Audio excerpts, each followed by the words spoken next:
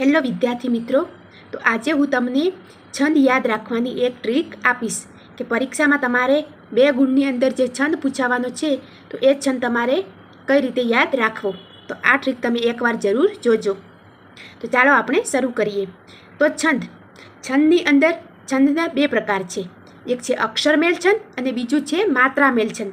અક્ષરમેળ છંદની અંદર આપણે અક્ષર ગણવાના અને માત્રામેળ છંદ છે એમાં આપણે માત્રાઓ ગણવાની. જેમ કે લઘુ અક્ષરની 1 માત્રા થાય અને એનું જે નિશાની છે યુ આકારની છે, અને ગુરુ અક્ષરની 2 માત્રા ગણવાની, એની નિશાની આ રીતે ડેશ છે. તો આ રીતે આપણે લઘુ અને ગુરુ અક્ષરો ગણવાના. હવે આપણે જોઈએ અક્ષરમેળ છંદ. તો અક્ષરમેળ છંદની અંદર 11 અક્ષરના 3 છંદ છે: ઉપેન્દ્રવજા, ઇન્દ્રવજા અને ઉપજાતિ. તો ઉપેન્દ્રવજા અને ઇન્દ્રવજા બંને મિક્સ થઈને ઉપજાતિ છંદ બને છે. તો જો તમને આ બંને આવડતું હશે તો ઉપજાતિ તમને તરત આવડી જશે. જે 2 લીટીની અંદર હશે એ ઉપજાતિ છંદ હશે, જેમાં એક વાક્ય ઇન્દ્રનું, બીજું વાક્ય ઉપેન્દ્રનું, અથવા પહેલું વાક્ય ઉપેન્દ્રનું અને બીજું વાક્ય ઇન્દ્રનું. આ રીતે 2 વાક્યો આપેલા હશે. હવે આપણે ઉપેન્દ્રવજા અને ઇન્દ્રવજા, તો એનું ઘન બંધારણ છે જ ત જ ગા ગા અને ત ત જ ગા ગા. તો આ શું છે? તો આ એનું ઘન બંધારણ છે. આપણે છંદની અંદર સૂત્ર છે કે ય માતા રા જ ભા ન સ લ ગા. આ રીતે સૂત્ર છે.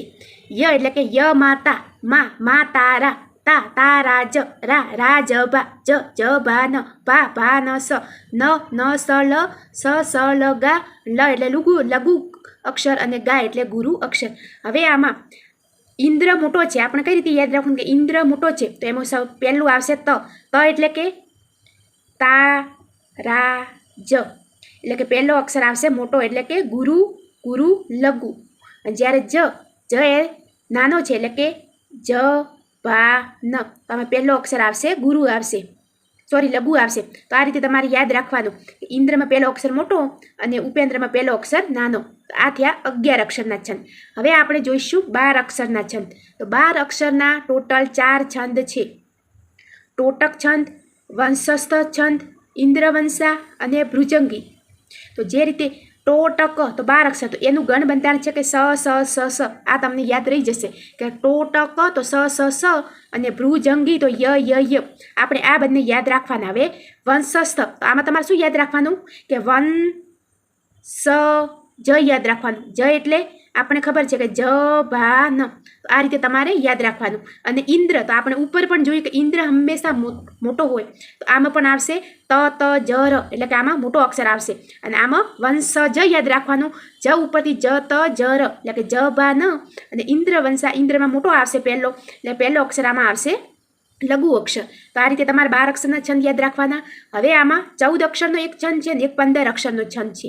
14 અક્ષરનો છંદ છે વસંત તિલકા. વસંત તિલકા. તો આનું તમારે ગણ બંધારણ યાદ રાખવું કે ત ભ જ જ ગા ગા. 14 અક્ષર આવે એટલે તમારે આંખ બંધ કરીને વસંત તિલકા ટીક કરી દેવાનું. અને 15 અક્ષર આવે તો માળીનું ગણ, માળીની જે છંદ છે એનું ગણ બંધારણ છે ન ન મ ય ય, ન ન મ ય ય. તો આ રીતે તમારે 11 અક્ષર, 12 અક્ષર, 14 અક્ષર અને 15 અક્ષરના છંદ યાદ રાખવાના.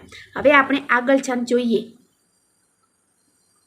હવે આપણે જોઈએ 17 અક્ષરના છંદ. તો 17 અક્ષરના ટોટલ 4 છંદ છે: મંદાક્રાંતા, શિખરણી, હરિણી અને પૃથ્વી છંદ. આ 4 છે 17 અક્ષરના છંદ. તો મંદાક્રાંતામાં પહેલો અક્ષર મ આવશે, મ. એનું ગણ બંધારણ છે કે મ ભ ન ત ત ગા ગા, મ ભ ન ત ત ગા ગા. જો તમને પહેલો અક્ષર આવડે તો તમને આખું છંદ આવડી જશે. તો મંદાક્રાંતાના મ ઉપરથી મ તમારે યાદ રાખવાનું. તેના પછી શિખરણી. તો શિખરણીનું ગણ બંધારણ છે કે ય મ ન સ ભ લ ગા, ય મ ન સ ભ લ ગા. તો શિખરણી આવે તો તમારે ય યાદ રાખવાનું. શિખરણીમાં શું યાદ રાખવાનું? ય યાદ રાખવાનું. તેના પછી છે હરિણી.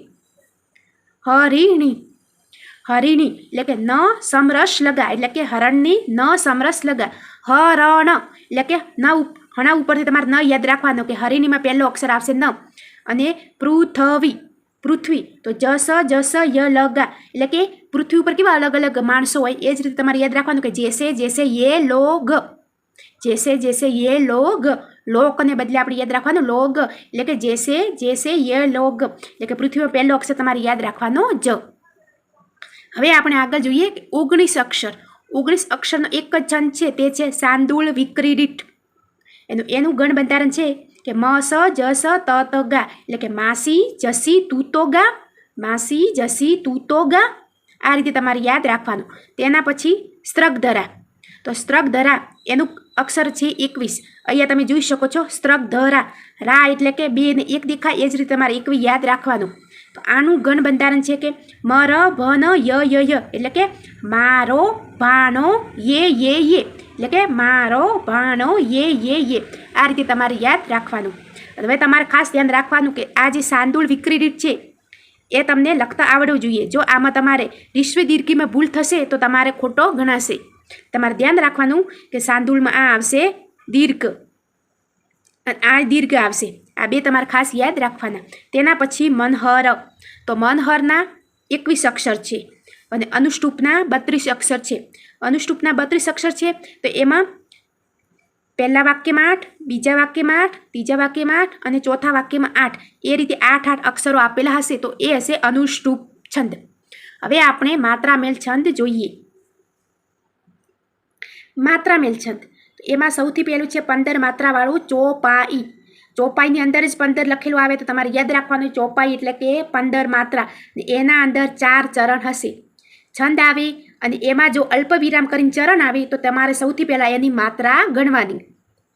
દોહરાવ છંદની 24 માત્રા અને સોરઠો છંદની પણ 24 માત્રા.